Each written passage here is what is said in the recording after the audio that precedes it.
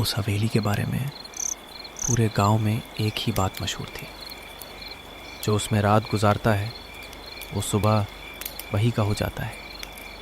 मैं उस बात को एक कहानी समझता था, एक देहती वहां। लेकिन उस एक रात के बाद मैं जान गया कि कुछ दीवारें सिर्फ पत्थर की नहीं होती, उनके अंदर कुछ और भी सांस लेता है। बात उन दिनों की है जब मेरी नई नौकरी एक छोटे से कस्बे में लगी। रहने के लिए सस्ता मकान चाहिए था। एक दलाल मुझे शहर के किनारे ले गया, एक पुरानी बड़ी हवेली के सामने।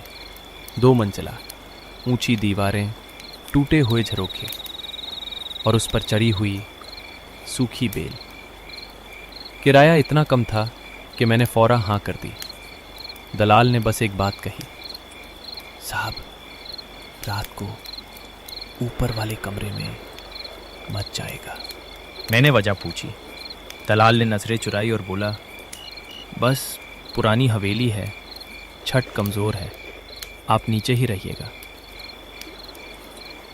मैंने बात मान ली। उस रात मैं पहली बार उस हवेली में अकेला था। बिजली आती जाती रहती थी। मैंने मोमबत्ती जला ली और अपना सामान खोलने लगा। तभी मुझे पहली बार उस अजीब सी खामोशी का एहसास हुआ, इतनी गहरी कि अपनी सांस की आवाज़ भी डराने लगी। रात के 12 बज रहे थे।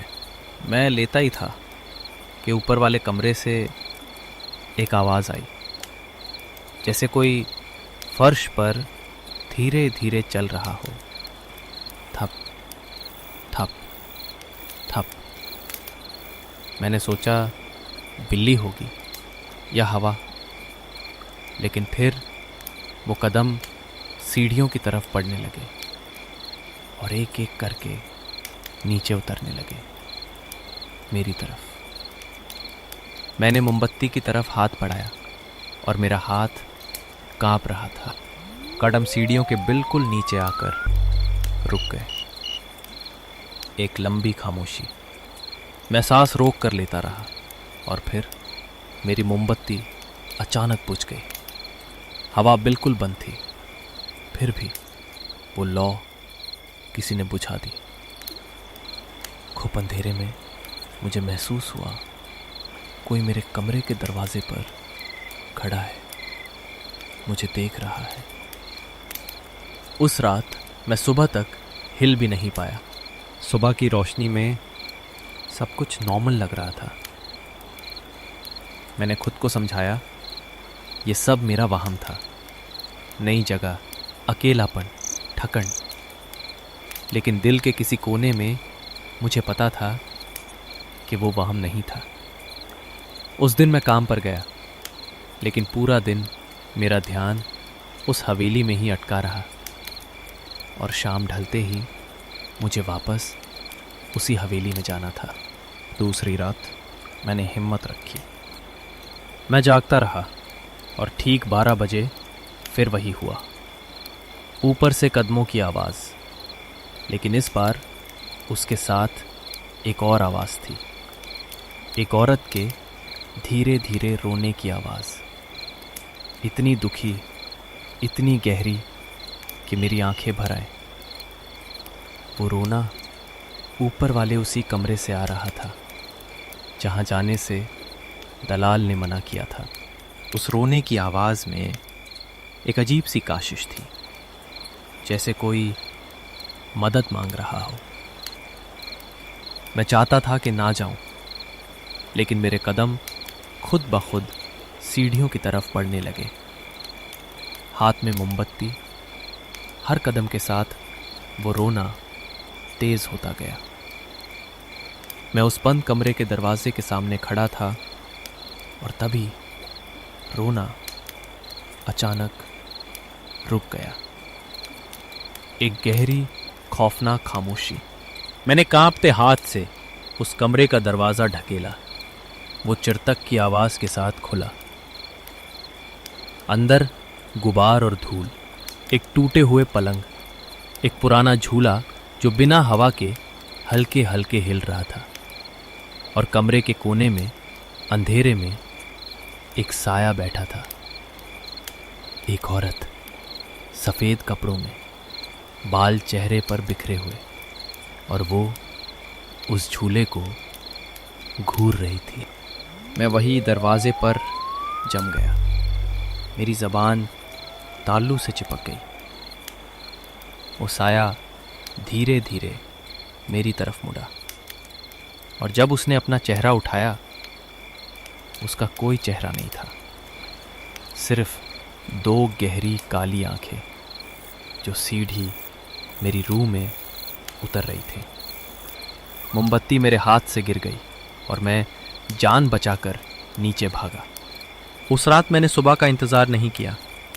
मैं अपना सामान उठाए हवेली के बाहर एक दरख्त के नीचे बैठ गया। सुबह होते ही मैं उस बूढ़े दलाल के पास गया। मैंने कहा, उस हवेली में कुछ है, मुझे सच बताओ। दलाल कुछ देर खामोश रहा, फिर उसने लंबी सांस ली और बोला, बेटा, तूने उसे देख लिया ना? वो जोनी बीबी है। यहाँ मैं 1 मिनट रुकता हूँ। ज़रा सोचिए, आधी रात, एक बंद कमरा, एक रोटा हुआ साया जिसका कोई चेहरा नहीं, और एक झूला जो बिना हवा के हिलता है। आप उस वक्त उस हवेली में होते तो क्या करते? उस रोने की आवाज़ के पीछे जाते या उसी वक्त हवेली छोड़ देते? कमेंट में ज़रूर बताइए। अब सुनिए, जोनी बीबी कौन थी? दलाल ने बताया, सालों पहले यह हवेली इस इलाके के सबसे बड़े ज़मींदार की थी। जोनी उस घर की बहू थी, बहुत नेक, बहुत खूबसूरत। उसकी गोद में एक नान्हा सा बेटा था, पूरे घर की जान। लेकिन उस घर में जोनी की सास उससे सख्त नफरत करती थी। उस नफरत की वजह सिर्फ इतनी थी कि जोनी एक गरीब घर से आई थी। एक रात जब घर में कोई नहीं था, जोनी का वो नहा बेटा उस ऊपर वाले कमरे के झूले से गिर गया।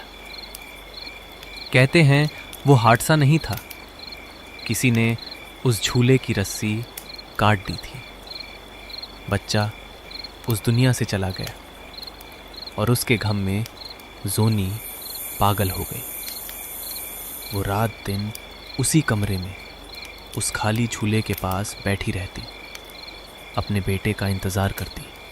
और फिर एक दिन जोनी भी उसी कमरे में मरी पाई गई। कुछ कहते हैं गम ने उसकी जान ले ली, कुछ कहते हैं उसे भी रास्ते से हटा दिया गया। उसकी मौत के बाद उस घर पर मुसीबतें टूट पड़ी। ज़मींदार का ख़ानदान बर्बाद हो गया। एक एक करके सब उस हवेली को छोड़ गए, लेकिन जोनी कभी नहीं गई।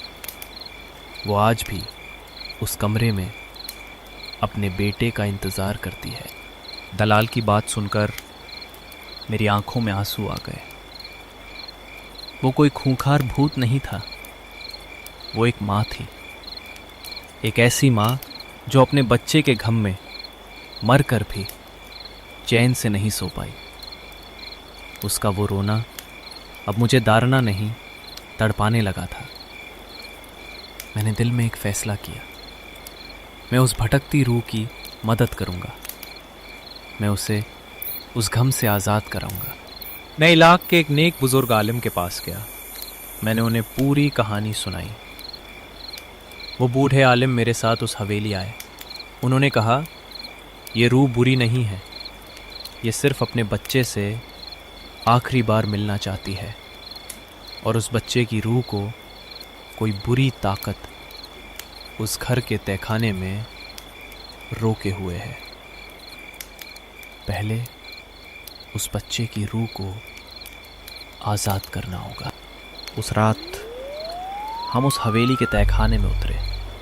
अंधेरा, सीलन और एक अजीब सी भारी हवा।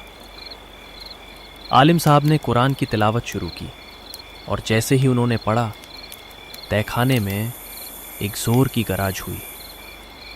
दीवारों से खून जैसा लाल पानी रिसने लगा।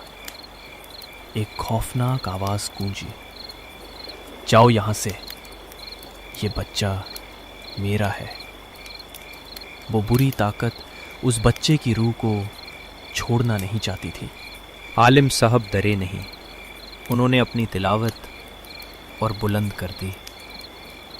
वो बुरी ताकत तड़पने लगी, चीखने लगी, और फिर एक आखिरी दिल दहला देने वाली चीख के साथ वो ख़त्म हो गई। तहखाने में एक नरम सी रोशनी फैली और उस रोशनी में एक नाना सा बच्चा खड़ा था, मुस्कुरा रहा था। वो जोनी का बेटा था, आखिरकार आज़ाद। उसी लम्हे ऊपर वाले कमरे से जोनी बीबी तेज़ी से नीचे आई, लेकिन इस बार उसके चेहरे पर वो घम नहीं था। उसने अपने बच्चे को देखा और उसकी काली आंखें आंसुओं से भर गईं। उसने अपने नान्हे बेटे को अपनी गोद में उठा लिया। बरसों का इंतज़ार उस एक लम्हे में ख़त्म हो गया। एक माँ आखिरकार अपने बच्चे से मिल गई। सोनी बीबी ने पलट कर मुझे देखा। उसकी आंखों में अब डर नहीं, शुक्रिया था। उसने धीरे से सर झुकाया और फिर अपने बेटे को सीने से लगाया। वो दोनों एक नर्म रोशनी बनकर हमेशा के लिए उस हवेली से चले गए। उस रात के बाद उस हवेली से कभी कोई रोने की आवाज़ नहीं आई। वो खामोशी अब मनहूस नहीं थी, वो एक सुकून भरी खामोशी थी। मैं उस हवेली में ज़्यादा दिन नहीं रुका, लेकिन जाते जाते मैं उस ऊपर वाले कमरे में एक बार फिर गया। वो खाली झूला अब बिल्कुल शांत था। मैंने वहाँ उस माँ और बच्चे के लिए एक दुआ पढ़ी, और पहली बार उस कमरे में मुझे कोई डर महसूस नहीं हुआ, बस एक अजीब सा इत्मीनान। आज बरसों बाद भी जब मैं उस रात के बारे में सोचता हूँ तो एक बात समझ आती है, हर भटकती रूह बुरी नहीं होती। कुछ तो सिर्फ अपने किसी अपने का इंतज़ार कर रही होती है, और एक माँ की मोहब्बत मौत की हद भी पार कर जाती है।